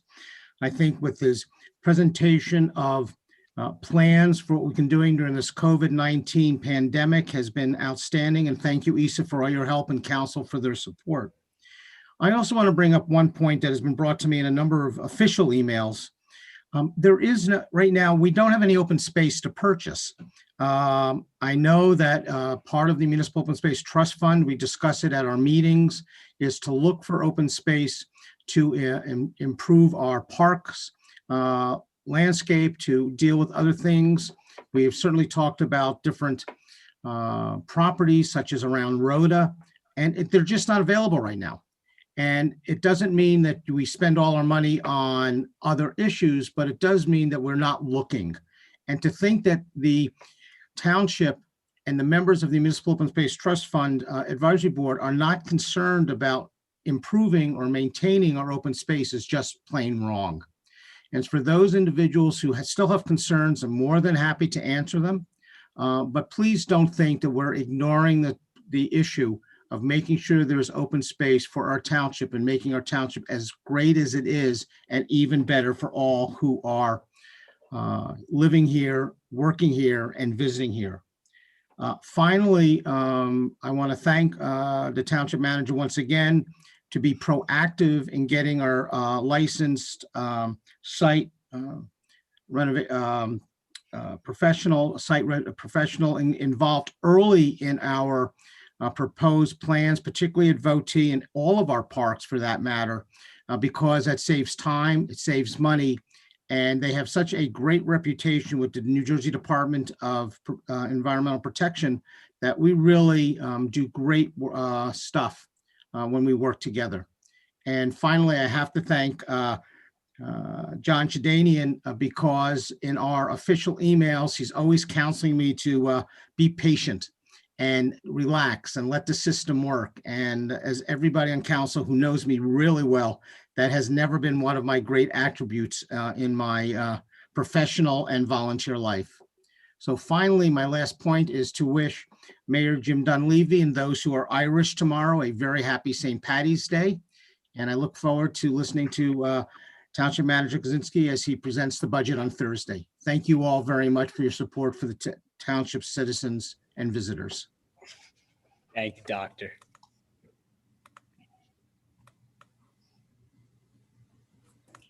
I see another hand here, Mr. Alan Sohn. Mr. Sohn, I apologize about the technical difficulty before. Hopefully it is rectified. Can you hear me? Loud and clear, sir. I'm sorry, if you freeze up, do you want me to interrupt you and let you know that you're freezing or just? Yeah, it seemed to have better internet connectivity. Let's see what happens. All right, you got it. Sorry. I'm still trying to understand why Phelps Park bathrooms have been chosen as a priority rather than moving ahead as rapidly as possible at the northern end of Votey Park. There are tens of thousands of people who use Votey Park, who use the basketball courts, tennis courts, inclusive playgrounds, splash pad, and especially the swimming pool and other facilities at the north end who don't get the privilege of flushing a toilet, who are forced to use disgusting and unhygienic porta potties, which is especially an issue for those using the pool who don't have changing facilities, who don't have sanitary bathrooms, and who sometimes feel that they have in the pool an alternate option. We all benefit from taking care of all the users of Votey Park. Other than the proximity of council members, why are we not moving ahead at rapid speed with the north end of Votey Park? Why are we prioritizing Phelps Park? There is a place for debt to cover genuine investments. And I've suggested in years past replacing lighting, and that's a genuine investment where we cut our costs by making an investment of money. I thank the CFO for his comments about implementing a sinking fund over the past couple of years and how the local finance board looked in favor to the fact that we had finally set aside money to cover expenditures that go back as early as 2007. Someone who's moving into Teaneck today or who moved in this year is going to be paying $750 to cover an expenditure for tax appeals going back to 2007 for money that's due for years that are 4 or 5 years ago at the earliest and most recent. I'd like to understand some of the changes that have been made in the budget, and again, now that the CFO is present, for sewer usage. Sewer usage has spiked up and down, increasing to $970,000 in 2019 and plummeting to under $25,000 in 2020. Why? I submitted an OPRA and received fragmentary information at best, but I'd like to understand with this great advance of a sewer usage, why is it fluctuating so wildly, given that water usage does not swing anywhere near as much? Are all the entities that owe the sewer use tax paying the sewer use tax? Do we have money outstanding? Maybe we can find out why. I don't want to leave out Deputy Mayor Schwartz. And again, just to remind everyone, it's not just Deputy Mayor Katz who has the issue. A contribution of $900 was received from the Nishawin Group, which was granted a contract on July 1st as an alternate planner, and in November for a $20,000 project to fix an open space and recreation plan that had already been completed for half the price. I apologize, Mr. Sohn. That is not your internet connection. That was me. You were over the 3 minutes. Again, you have my email. Please feel free to send me anything that was not included in your statement just now. Mayor, at this time, I see no other hands. All right, then we'll declare the public portion of the meeting closed. And I will start to go around and see if anyone wants to make a comment. Actually, we'll flip the dais tonight a little bit. All right. So I think he knows who's going first. Councilmember Kaplan. Thank you, Mr. Mayor. I wasn't sure, but I had a feeling. I just want to thank Dr. Hoffman. The comments about open space, we are always looking to avail ourselves of the best, highest best use anywhere throughout the township, and all the work he's done on the parks project so far. Mr. Leon, chickens. It's been brought up before. I have seen other towns that had ordinances that could work. Some of the aspects of other towns I've seen require neighbor buy-in. In other words, anyone on the block can veto your attempt to have chickens, make sure that it's only hens, no roosters, so they're not loud, things like that. There are ways to draft these things in order to make them neighborhood friendly. If people have asked me before, I've always told them I am more than happy to work on it if there are 4 members of council that are amenable to the idea, even if they just want to see what it could look like. If there are 4, I'm more than happy to do that. If there aren't, I've got to put my efforts where they will be fruitful, and I'll just leave it there. Bank the rest of my minutes. Thank you. Councilmember Organ.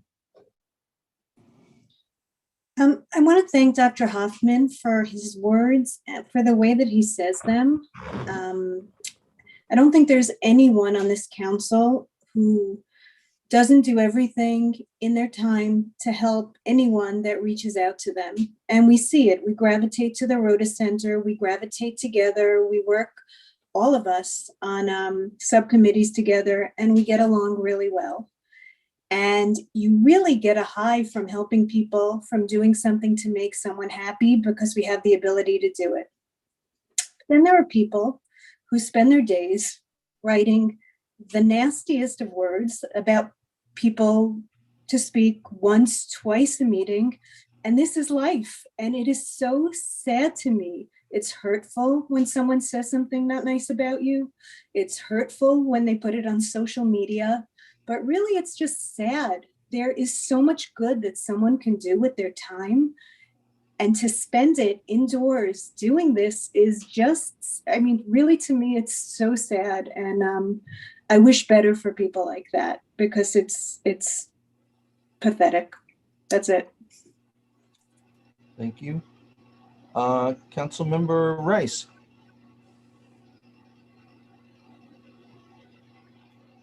You're muted, Javon. Muted. Sorry about that. All right, my background noise. I just want to say that I agree with Councilman Organ about her comments about what people post and share about others. In this time where we're trying to build our community and create relationships, I think we all need to make sure that we are conscious of building and not tearing down, and spending our time wisely in terms of what we say about each other and our residents. I also just wanted to mention, speaking of spending great time with our residents, the beautiful ceremony that took place on Sunday to honor Mrs. Akery with the street naming. It was really greatly attended, and want to just again give kudos to Miss Gloria Wilson, Tonette Duncan, Miss Pat White, and the Northeast President's Block Association. I know that they brought this to our attention back in, I want to say, like October, November, where we had approved it. We made sure that we were moving it forward. However, due to the weather, COVID, we weren't able to do it while she was still with us physically. But with that windy day, I commented that the powers that be let it be known that she was with us in spirit. And it was a beautiful ceremony, and thank you to all those that put that together. With the concern of chickens, my concern is that next we have noise ordinance issues and concerns. So I agree with Councilman Kaplan. That's something that really has to be worked out with the neighbors, because I think that may create another challenge unless we did some type of co-op, like a community garden, maybe a community chicken coop someplace in the middle of the where nobody can hear them, and create in that Overpeck Park, maybe. Our Creek Conservancy, where then it can be a community space for gathering eggs. I think that's basically it, and I yield the balance of my time. Okay, thank you, Councilmember Rice. Councilmember Pagan. Thank you, Mayor. I wanted to thank you personally, Jim, and the members of this council who helped make our Latino COVID-19 vaccine education webinar such a success, as well as the staff and community activists who helped organize it. A number of Teaneck Latinos have already reached out to me to say that our webinar helped convince them to get the vaccine. And that is exactly why we hosted the educational webinar, which already has several thousand views on several different social media platforms. It is budget season, and budgets are about priorities. Thankfully, Teaneck is faring better than our neighboring municipalities and many other municipalities across the state due to the past prudent fiscal actions of this council. But we have to keep an even closer fiscal eye on everything we do now until the ramifications of this pandemic have passed, which is going to be a while. Our auditor and the Moody's credit rating agency says that we are strong financially and on the right path in Teaneck. So I encourage residents to watch our upcoming budget meetings so they can see firsthand how diligent and careful this council is with taxpayer dollars. I also want to remind residents who want to sign up for the vaccine that they can do so at www.vaccine.holyname.org, and that each registered individual will receive a unique code that is not transferable and can only be used once within 12 to 24 hours of receipt. This code will enable recipients to select the date and time slot most convenient for their schedules. About 2,000 people are getting vaccinated per day at the Rhoda Center, and we recently surpassed 60,000 vaccinations at the location, which has made the Teaneck Holy Name Partnership one of the most successful in the state for the amount of vaccines it is getting into people's arms. And I also wanted to thank Mr. Leon for bringing up his issue, which a couple of us have been looking into. And that is my time, Mr. Mayor. Thank you. Thank you. Deputy Mayor Schwartz. Yes, I echo what Councilwoman Javon Rice said about listening to people. Reach out to us, please, about chickens. It's all about neighbors right now at this point. I personally don't have an opinion on the matter. I'd love to hear what people say on this, and because that does affect the quality of life of people. I'd like to hear if there's any objections to it, because my mind is not made up at all. I of course wanted to thank our town manager, and especially our deputy manager, who stepped right up as it relates to running the vaccine center. It's something obviously I've been following very carefully, and a little obsessive with the numbers, and the numbers are just incredible. But I also want to thank our constituents, our residents, for putting up with some traffic. And I think they realize there is traffic. To hit the numbers we're hitting, there's going to be some traffic there. I urge everyone to avoid that area if need be, because obviously getting through this pandemic, and we're so very close, will entail getting those vaccinations done. And Rhoda Center seems to be the top center in the state. So I thank everyone for their patience while we get through with it. Thank you. Thank you. Deputy Mayor Katz. I don't know what the answer is with the chickens, but we've heard from a few residents over the years about it. The first time obviously was a little comical because it's not something that, we're used to. But, then we hear about the therapy, then we hear about the kids. I'm not so well versed in this topic. I know we at one point had an update from the health department, but maybe we could brush that off and circulate that again. And I'm okay with Councilman, if anyone else objects to it, but I'm okay with Councilman Kaplan going through the motions of showing what the best ordinance would be that could accomplish what some of these residents are looking for, and B, protect the neighbors from any quality of life issues, if there's such ordinances that exist. That's my thoughts about the chicken thing. Okay. All right, great. I just have a couple of things. I too was very happy to have attended Miss Akery's ceremony on Sunday.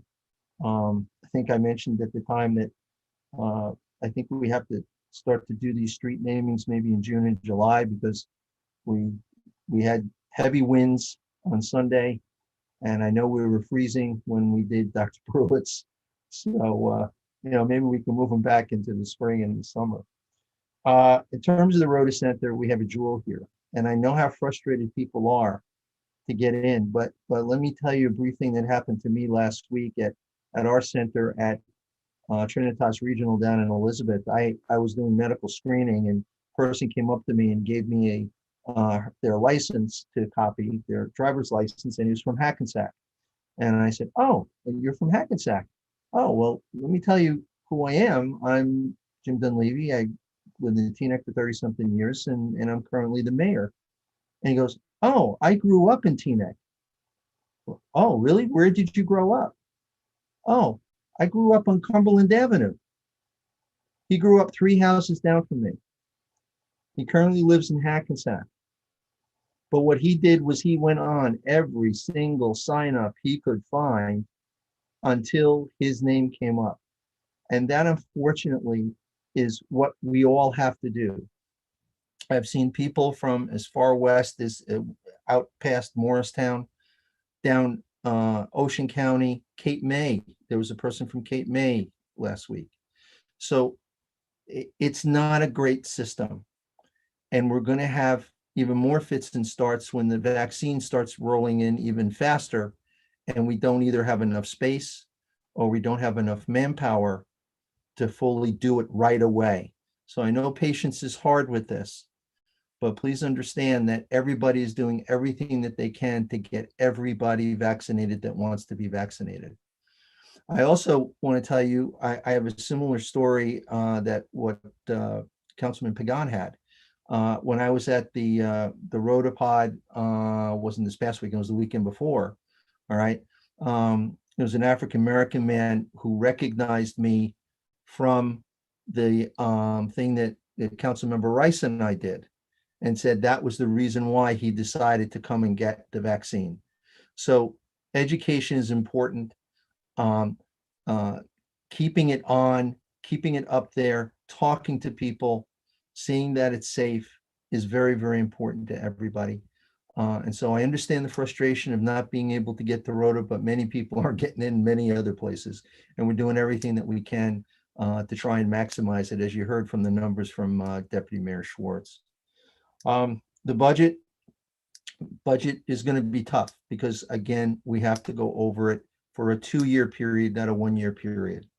We have heavy expenses coming up in terms of increases in contracts and other things coming up that we'll get into during our budget meetings. But this is not a normal year because we're going to be under severe control in terms of how much income, how much revenue we're going to be able to book for 2022. So we have to take the time and look at this correctly and not look at it at just 1 year. I'm open to the chickens because, well, I'm open to the chickens because frankly, I don't know much about this. But at the same time, this has come up, as Deputy Mayor Katz said, many times, even before I've been on council, I believe. And, you know, when it keeps coming up, keeps percolating, either we haven't gotten to the answer that we need to get to, or we have to look at it a different way. So I would encourage Councilman Kaplan, and if you want me to help on that, I'll be happy to do that. Okay. That'd be great, Mr. Mayor. Okay. I think that's it. And again, I hope everybody gets to meet Tom Rowe. I think Dean made a great choice. He's a wonderful, warm individual. I can't tell you how he works with the people at the pod. They just love him. So thank you, Dean. I think you made a great choice. All right. So we're on to consent agenda. Township Clerk. It's a consent agenda. Can we get a motion to move the consent agenda? Boy, I'm forgetting that one a lot tonight. I'm sorry. Make a motion to move the consent agenda. Second. Okay. It's been moved and seconded. So the bill list this evening that we are considering, $20,203,214.17. There was a lot of commas there. I apologize. And just to remind everybody that these are resolutions 57 through 81. If you are looking at the agenda packet that I sent digitally to everybody just before the meeting, you will have resolutions 57 to 80. If you are looking at the hard copy that you received on Thursday, you are looking at 57 to 75. There were a few important financial resolutions that were added at the final hour. And 81 was the walk-in resolution permitted by everybody earlier this evening from Councilman Began, just to clarify with everybody. Okay. So it's been moved and seconded. Does anybody have any items they want to pull for discussion? Yes, Mayor, I'd like to pull number 70 and 79, please. Number 70 and 79. Okay. Does anyone have any others that they want pulled? All right, hearing none. Let's first move. So we hear a motion to approve raffles, minutes, and resolutions 57, 58, 59, 60, 61, 62, 63, 64, 65, 66, 67, 68, 69, 71, 72, 73, 74, 75, 76, 77, 78, 80, and 81. Here a second. Second. Okay, so again, this is excluding resolution 70 and 79. Correct. Councilwoman Rami Rice, Yes, with an abstention on the bills list. Councilman Began, Yes. Councilwoman Organ, Yes. Councilman Kaplan, Yes. Deputy Mayor Schwartz, Yes. Deputy Mayor Katz, Yes, with an abstention on the bills list and on the resolutions. Mayor Dunleavy, Yes. All right, we'll take 70, 2021. Councilmember Rice, you pulled it off? Yes, I just wanted to have further discussion or explanation as to the rejection of the bid by the Colonelli Brothers as unresponsive and then awarding to Sanzari. Can we just have a explanation? When I looked at it, it appeared that Colonelli Brothers, I guess, made a bid, but it wasn't, I guess, offered in good faith, and just wanted to know if there was any additional discussion. Councilmember Kaplan, and then Dean, if you could probably fill it in. Go ahead. Yeah, if you take a look, it actually goes through significantly in the whereas as to why they bid several of the items at 1 cent per LF. And what winds up happening is if you have a reasonable bid, should cost a certain amount of money. But a lot of times, some of the more less scrupulous will bring it down to a penny. It looks less, but then when you go and price everything out, that 1 penny comes out to 24 cents times 24 hours. But then you go down to item 6A for laborer, and the 112 for Sanzari versus the $350 an hour times 72 hours winds up being a difference of $8,000 for Sanzari versus $25,000 for the Colonelli. And if you take a look at page 225 in the packet, it lists out what the total spec would be for one company versus the other. And, it shows how they lower the price to make it look less on spec, but in actuality, the entire thing would be much higher, to the tune of $26,000 for a Sanzari total versus $31,000 for Colonelli. How'd I do, Doug? I was just gonna say that was a pretty spot on response, actually. So I guess, Dean, you don't have to add to that. I'm You're sorry. muted, Dean. You're muted.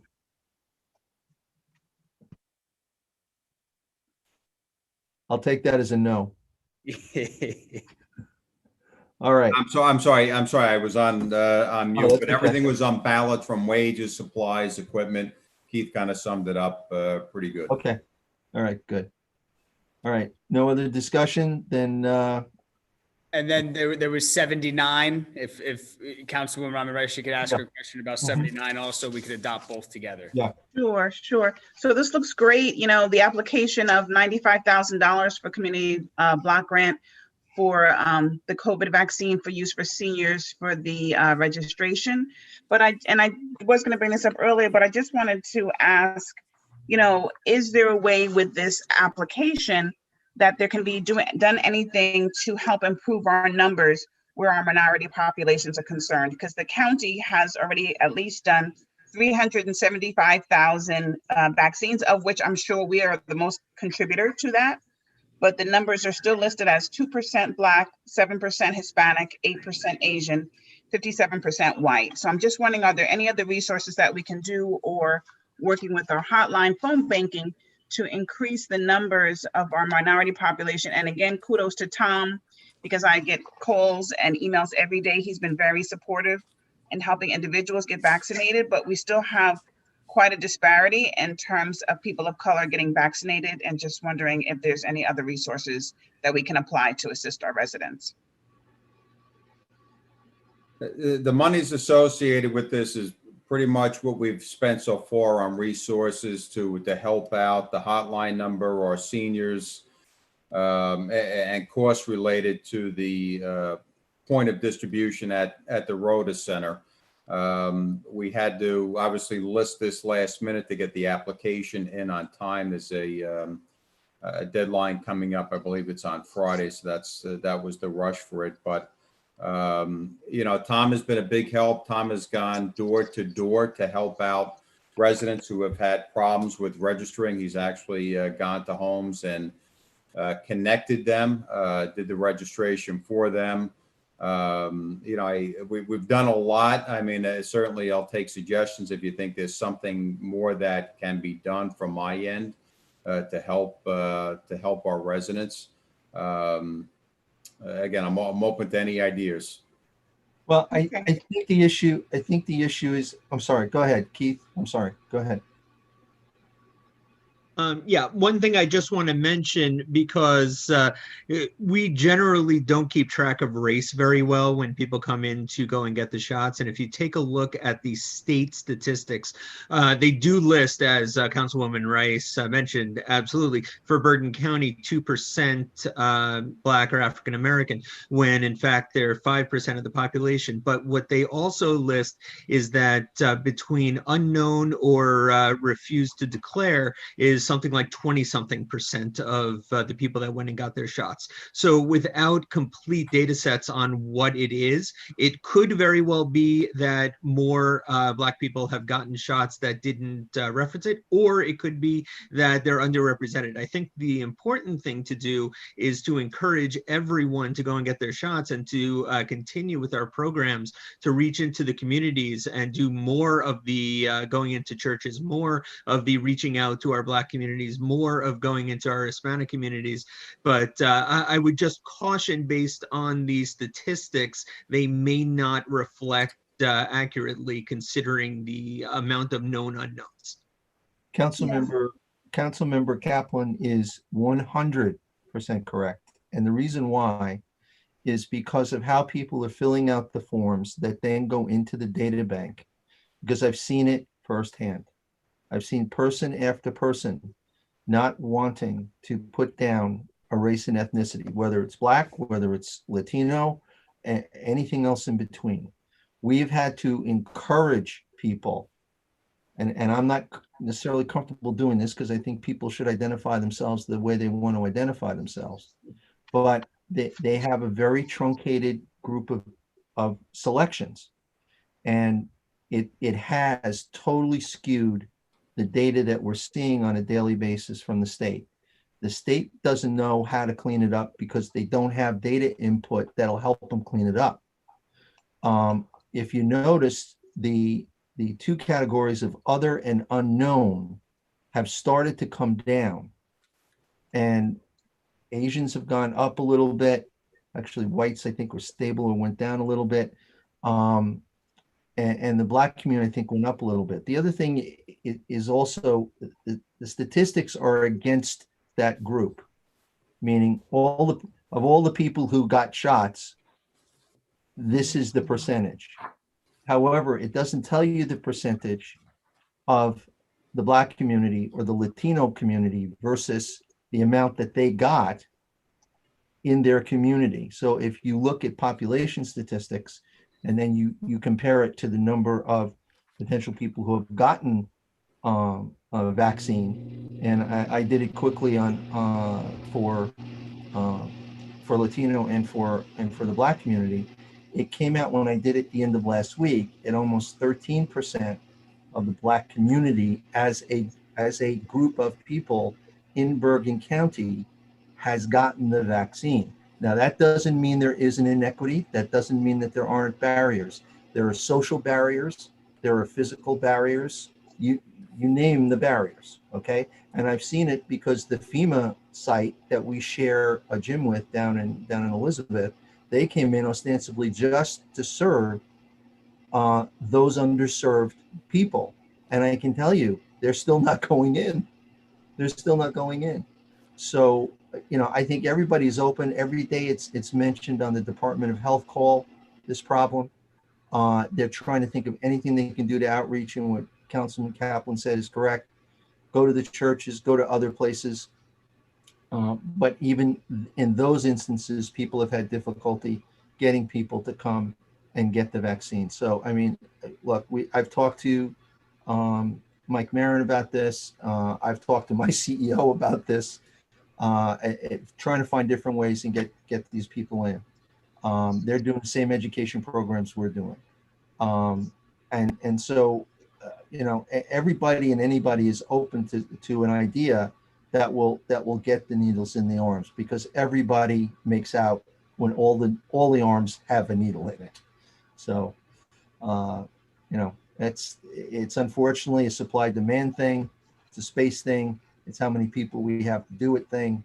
And then you have all these other issues with the different communities. So, I'm open for it, but yes. So, and just, Jim, as well as Mr. Mayor and Dean, this has been an ongoing conversation, right? Since we started, hence why we did the educational component. And I understand that the statistics and how that flows, but, just anecdotally, what you see, I often get calls that it just does not reflect. And I made this point before, and I understand, of course, we're not just getting Teaneck residents, but I know that there's a lot of volunteer efforts that have been done that have been very helpful to our communities. And I would just like to make sure that we extend all of those voluntary efforts to ensure that folks are getting supported and getting help. And like I said, Tom has been great. I think it was on a Sunday that he was helping a resident, get through. He was offering to come to our home.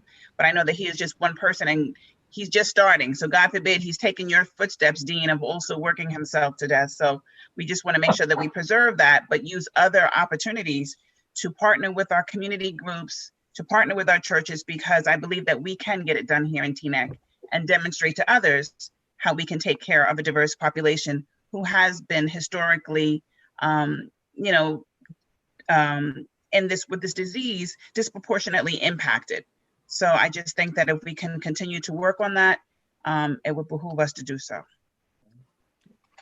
Well, I don't think we're ever going to stop until we get it done. That's it. Okay. So, not hearing anything else. I have a motion to move 70, 2021 and 79, 2021. Motion Schwartz. Okay. Second. Okay. Doug, call the roll, please. Councilwoman Rami Rice. Yes. Councilman Began. Yes. Councilwoman Organ. Yes. Councilman Kaplan. Yes. Deputy Mayor Schwartz. Yes. Deputy Mayor Katz.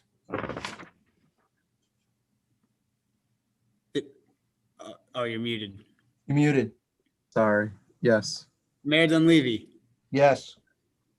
Everything passed. Introduction of ordinances. Yes. Does any, Doug, you read the title, please? Yes, we are only introducing one ordinance this evening. It is ordinance 12-2021.